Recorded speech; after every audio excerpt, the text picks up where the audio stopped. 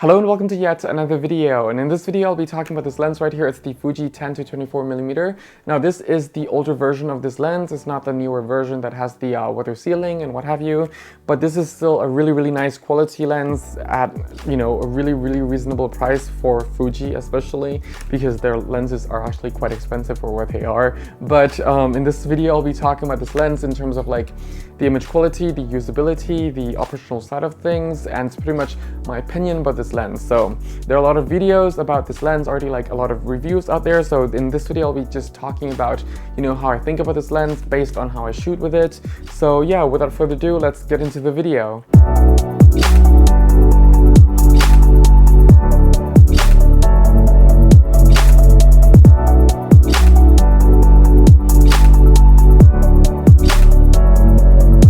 So the Fuji 10 to 24mm, now this lens has been out for a little while now, I know, and in my opinion, the current 10 to 24mm should really have been the lens that came out back when this lens was out, because everything that this lens has flawed in, it's pretty much improved in so many ways. But anyway, in this video I'll be focusing on this particular lens. It is still a really great lens, and now that the newer version is out, this one is even more affordable, and for the image quality, for the price you're paying, it's still a really nice lens to use. And especially for the quality, this lens is also really compact and well built. So in this video I'll be talking about my opinion on this lens, on the build quality, the usability, the image quality, what I think about it based on how I shoot with it. So it's not really something like a review video, but rather like a my thought video per se. So yeah, let's actually talk about this lens. So I'll first actually start with the usability, the operational side of things. So this lens is actually a really well built quality, the metal mount, it has the f4 straight, and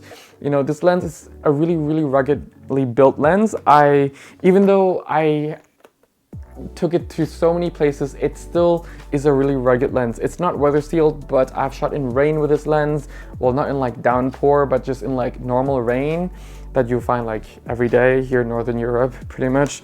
Also, I've took it to like tropical countries, traveled through Southeast Asia during the typhoon season, things like that, and it really survived. It also survived a lot of the European heat wave. I'm not sure how much that really means to you, but it does survive those.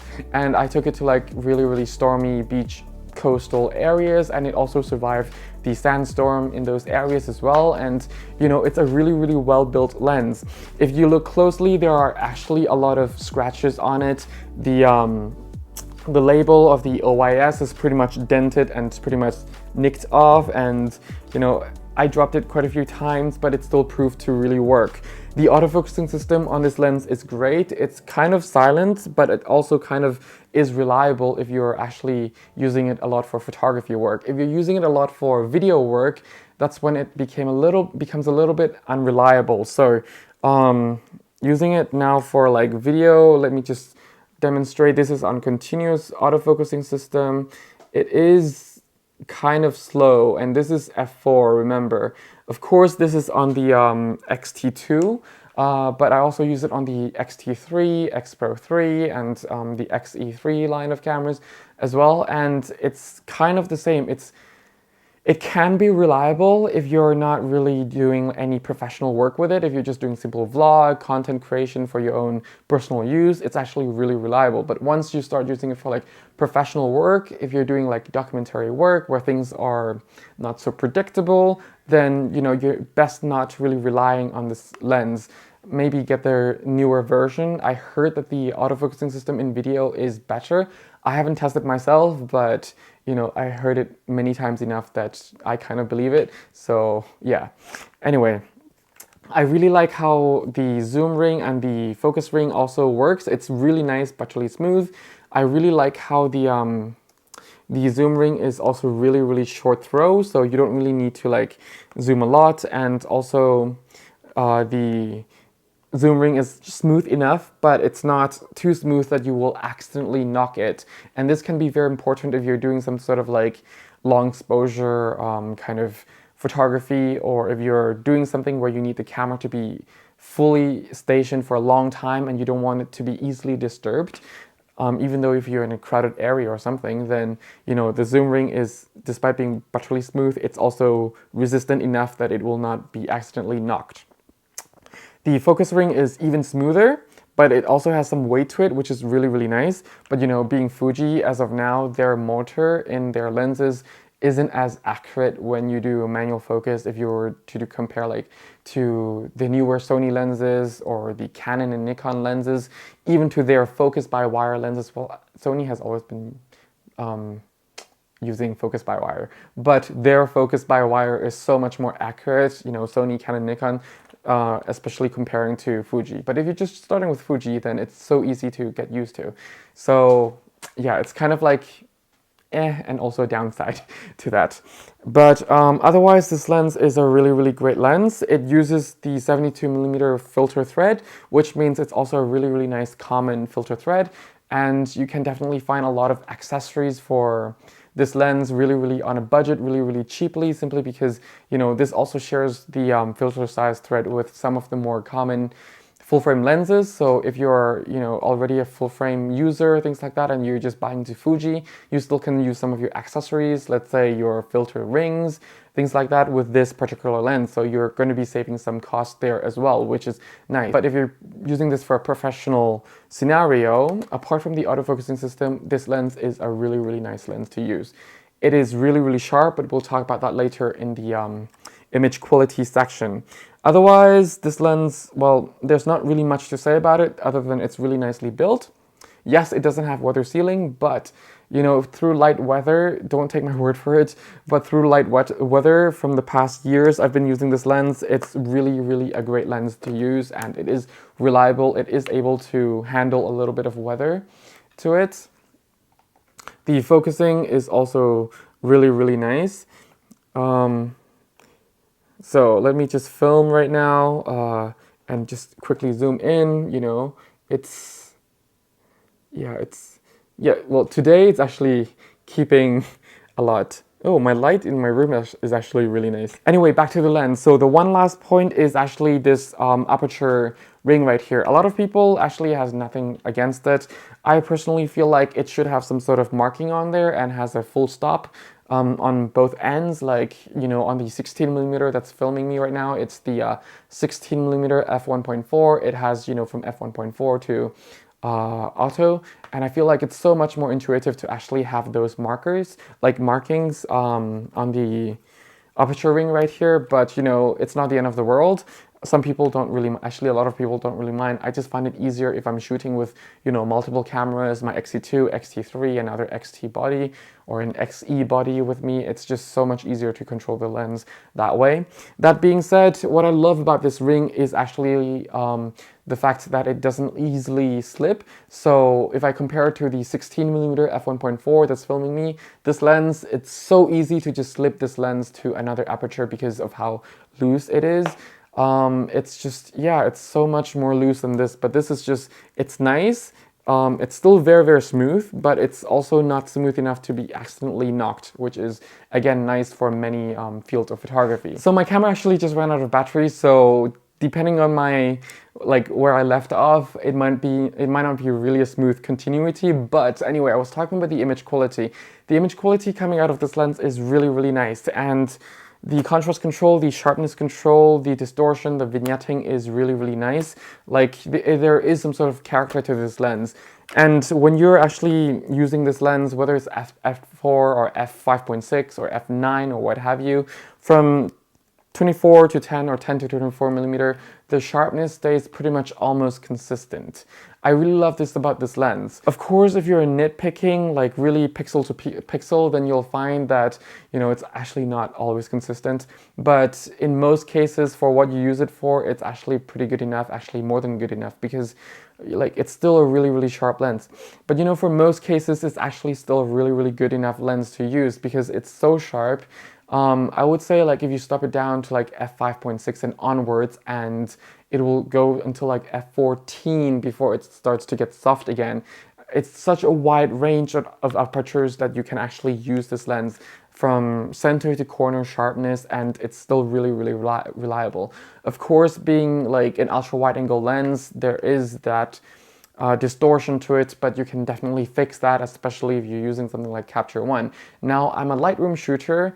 I use Sony, I use Canon, a lot of Canon gear actually. I use Nikon as well and some other brands that, you know, I've been relying on Lightroom for so long. I've been getting a lot of crap from a lot of Fuji users like, don't use Lightroom, it's such a crappy program. But to me, it's more of like, it's a failure on Fuji side as well to create a camera that gives you a file that also looks good in Lightroom, because I'm not going to give up the past 8 years of catalog collections on Lightroom for another brand, because Canon, Sony, and Nikon, and also Pentax are able to work with Lightroom perfectly fine. So there's that. Anyway, back to about this lens. I've been off track for too long. Back to about this lens. So the chromatic aberration on this lens is actually pretty nicely controlled. It's still present, but it's still really, really nicely controlled in the way that if you were to do like a print, or you have to like give the images right away or print the images right away after your shoot without any time to correct it, you would still be really fine with this lens, to be honest with you. Like, will there be any chromatic aberration like appearing in the image where there's high contrast areas? Yes, there's quite a lot actually, but not to the point where it's disturbing. It's not annoying. It is easy to fix. Even in Lightroom, you can just pull down those color tones or fix that particular area without having to go into Capture One. So it's a really, really nice thing about this lens. The vignetting is also very apparent, especially at f4 all the way to like around f5.6. At from 10 millimeter all the way to about like 20 millimeter for me, sometimes 24, but that really depends on the lighting condition as well.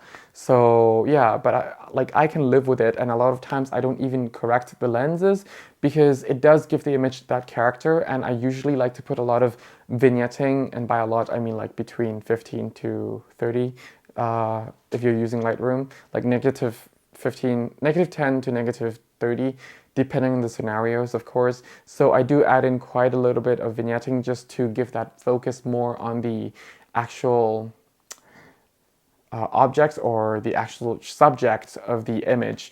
And yeah, just to put the eye focus there. The contrast coming out of this lens is also nice in the way that it's not too contrasty, but it's also pinchy enough that it does leave nice room if you're actually working a lot with post-processing on the images coming out of this lens, so that's also nice. But the only time that it's a bit distracting is when there is direct sunlight into the lens or direct strong light source into the lens.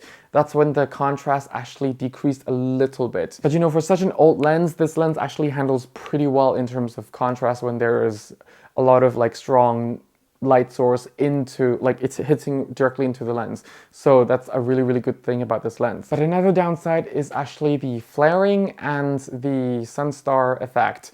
The sunstar burst effect, if you're actually into those sort of things, is when you stop down to like between f11 to f14, you know, you get these really nice sunstar burst effects.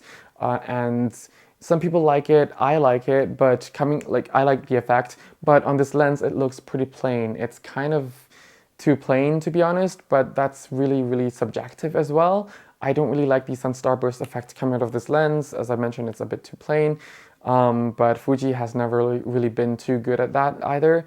The flaring is also not really nice looking.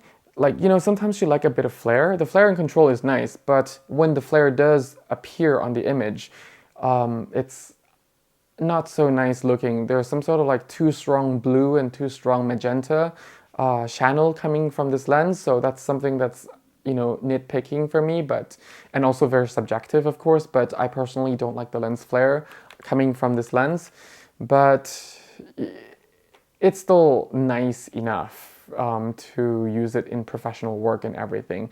And yeah, that's pretty much it. In general, it's a really, really good lens. The image quality is great. Yes, there are flaws, and I mentioned some flaws, but you know, I kind of had to pull the flaws out a little bit and just so that you get the picture, but it's actually not completely that bad. You know, you're not going to be seeing all these flaws every single day. It's there when it shows up. of course, but it's something that you can also really ignore in most cases. So yeah, at a bottom line, it is still a really, really nice lens, and I would still highly recommend this lens. It's such a fun lens to use, especially when the price is dropped now, and also the secondhand prices are also even more down. Like you can find it around 300 euros or less. And for the quality, it's just so nice that, you know, there's no reason not to have it in your bag, unless if the f4 is not your thing, unless if the weather sealing, like the lack of weather sealing is not your thing, and also if you're just not an ultra wide kind of person, so then this is not your lens. But in most cases, this is a really nice lens to use, and I would highly recommend this lens. And yeah, I think there's not really much to say. Yes, there are flaws, as I mentioned earlier, but I think you can definitely overcome it. And yes, I would still recommend this lens even for professional setup. I think a lot of professional users, especially landscape users, would really be happy using this lens. It's so sharp, it's really reliable. May not be so much in video work for focusing system-wise, but it's still really, really reliable in most cases. And yeah, throughout the years and all the bad environment, tough environment I took this lens through, it really is a testament to how well it's built, to how reliable it is, and to how much of a fun of a lens this lens is. And I just cannot recommend it enough, really. I think if you have a chance, just try it in the store. You might fall in love with it instantly. I actually fell in love with it instantly when I tried it in the store and just decided to buy it for me. Well, not directly at the store. I actually had to fly to Thailand 1 week after that, and I found a cheaper option in Thailand versus actually in Germany. Taxes reasons though. And also get tax refund in Thailand, of course. Duh. So that made it even cheaper. Anyway, I'm going off track too much, and I'm definitely making this video way too long than it should be. If you have any questions, any recommendations, any videos you want me to make, if I can make them, of course, please leave them down below in the comments section. And if you need a free photography guide, absolutely for free. It's on my website. You don't need to submit your email address, nothing. Just click and download, and yeah, then you're ready to read. And I'm not going to send you any newsletter nonsense. So yeah, thank you very, very much for watching. Stay safe, have fun shooting. That's the most important part. And bye for now.